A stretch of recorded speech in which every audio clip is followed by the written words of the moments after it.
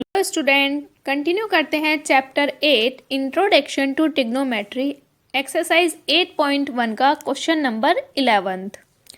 तो question number 11 कहता क्या है? क्वेश्चन नंबर 11 कहता है state whether the following are true और false and justify your answer. पहले बताना है कि ये हमारा स्टेटमेंट ट्रू है या फिर फॉल्स है। अगर वो फॉल्स है तो वो क्यों है, हमें आंसर जस्टिफाई करना है, और अगर वो ट्रू है तो वो क्यों है, ये चीज़ भी हमें जस्टिफाई करनी है। तो देखिए, आपको स्क्रीन पे दिख रहा होगा। फर्स्ट ट्रू फॉल्स में देखिए क्या है। फर्स्ट स्टेटमेंट क्या है? The value of 10a is always less than 1। तो ये स्टेटमेंट हमारा क्या कहता है कि 10a की वैल्यू हमेशा 1 से कम होती है। तो आप बताइए, क्या हमेशा ऐसा होता है? नहीं। तो ये हमारा क्या हो जाएगा? फॉल्स। अब ये हम जस्टिफाई कैसे करेंगे? ये हम जस्टिफाई करेंगे अपनी ट्रिग्नोमेट्रिक टेबल की हेल्प से। उसमें आप देखिएगा 10a, अगर हम a को 60 ले लेते हैं तो हमारा क्या वैल्यू आएगी? 1060 कितना होता है? √3, and √3 is equals to 1.73 approx. और हमारा स्टेटमेंट में कह रहा है कि the value of 10a is always less than 1, but here it is greater than 1, therefore this statement is not true, that it means it is false. तो एक और एग्जांपल लेके आपको बता देती हूँ। हमने लिया 10a को हमने 45 डिग्री ले लिया। अगर हम 45 डिग्री भी ले लेते हैं तब भी 10a की वैल्यू 1 से कम नहीं आएगी। 45 डिग्री की वैल्यू आ जाती है 1, which is also not less than 1। तो हमारी 10a की वैल्यू, एक कुछ भी एंगल हो सकता है, हमेशा 1 से कम नहीं होती है। वो इक्वल भी हो सकती है और 1 से ज़्यादा भी हो सकती है। तो आते हैं सेकंड स्टेटमेंट की तरफ। सेकंड स्टेटमेंट क्या कहता है? Sec a is equals to 12/5 for some value of angle a। Sec a की वैल्यू 12/5 हो सकती है अगर एंगल a की वैल्यू कुछ भी है। ठीक है, इसे भी हम चेक करते हैं। पहले चेक करते हैं, उसके बाद हम इसे बताएंगे कि ये ट्रू है या फिर फॉल्स है। सेक a कितना गिवन है? 12/5। और सेक हमारा होता क्या है? देख लेते हैं। पंडित बद्री प्रसाद हर हर बोले, ये होता है हमारा sec, which is hypotenuse upon base. तो कंस्ट्रक्ट करते हैं एक राइट एंगल ट्राइंगल जिसका हाइपोटेनियस हो 12 and base हो 5, and it is an angle which is named as A, B and C. Okay, the triangle is ABC and hypotenuse is AC, base is AB and perpendicular is BC. So first we have to calculate the perpendicular निकालते हैं। By Pythagoras theorem we know hypotenuse square equals to perpendicular square plus base square. यहाँ पे हमारा hypotenuse है 12, base है 5 और perpendicular हमें calculate करना है। तो हमारा हो जाएगा 12 का square is equals to perpendicular है हमारा BC का स्क्वायर प्लस बेस का स्क्वायर। बेस का स्क्वायर इज 5 का स्क्वायर।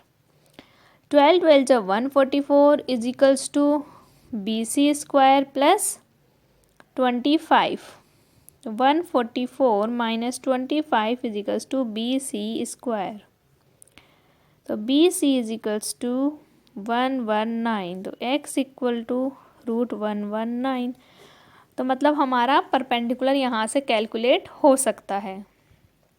तो ये हमारा हो जाएगा स्टेटमेंट ट्रू कि हमारे सेक की वैल्यू 12/5 हो सकती है। आते हैं थर्ड स्टेटमेंट की तरफ। थर्ड स्टेटमेंट क्या कहता है? cos A is the abbreviation used for the cosecant of angle A. cos A abbreviation है cosecant of angle A का, तो नहीं, गलत। हमारा जो cos का है वो क्या होता है, cosine A, ना कि cosecant of angle A।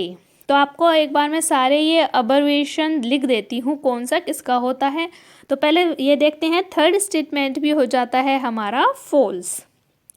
The reason is cos A का हमारा अब्रिविएशन होता है cosine A, ना कि cosecant A। तो cos का होता है हमारा cosine A और sin का होता है हमारा sin A। वहीं tan का होता है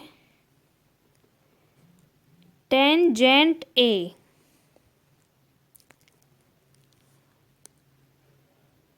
cosec का होता है cosecant A, जो कि हमारा इस स्टेटमेंट में गिवन है। वो तो ये किसका है, cosec का, cosecant A। sec का होता है secant A and the last cot A। cot का होता है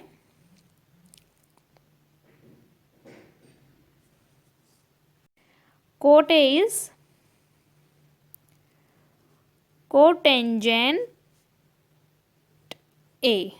तो ये होते हैं हमारे इनके अब्रिविएशन, तो ये आप याद रखिएगा। आते हैं क्वेश्चन नंबर 4 की तरफ, स्टेटमेंट नंबर 4 की तरफ आते हैं। स्टेटमेंट नंबर 4 की तरफ ये क्या कहता है, cot A is the product of cot and A। cot A product है cot का और A का, तो ये भी हमारा ट्रू नहीं है। cot A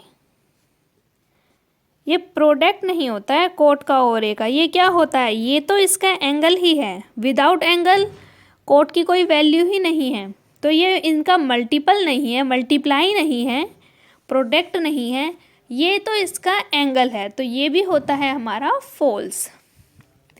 the last one है हमारा sin theta is equals to 4/3 for some angle theta. क्या हमारा sin थीटा 4/3 हो सकता है किसी एंगल थीटा के लिए? तो देखते हैं, कंस्ट्रक्ट करते हैं राइट एंगल ट्राइंगल। अब हम यहाँ पे ले लेते हैं थीटा एंगल। साइन हमारा होता क्या है, साइन हमारा होता है perpendicular upon hypotenuse. According to this ratio hypotenuse is 3 और perpendicular is 4, hypotenuse is 3 and perpendicular is 4, which is not possible, क्योंकि परपेंडिकुलर तो सबसे लॉन्गेस्ट साइड होती है, तो उसका मैग्नीट्यूड परपेंडिकुलर से कम कैसे हो सकता है। तो हमारा 5th भी हो जाता है फॉल्स, क्योंकि हमारे जो हाइपोटेनियस है वो लॉन्गेस्ट साइड होती है। अगर वो हमारी 4 होती तो ये ट्रू होता, बट हमारा हाइपोटेनियस 3 गिवन है और परपेंडिकुलर 4 गिवन है, जो कि पॉसिबल नहीं है। तो क्वेश्चन नंबर स्टेटमेंट नंबर 5 हमारा फॉल्स हो जाता है।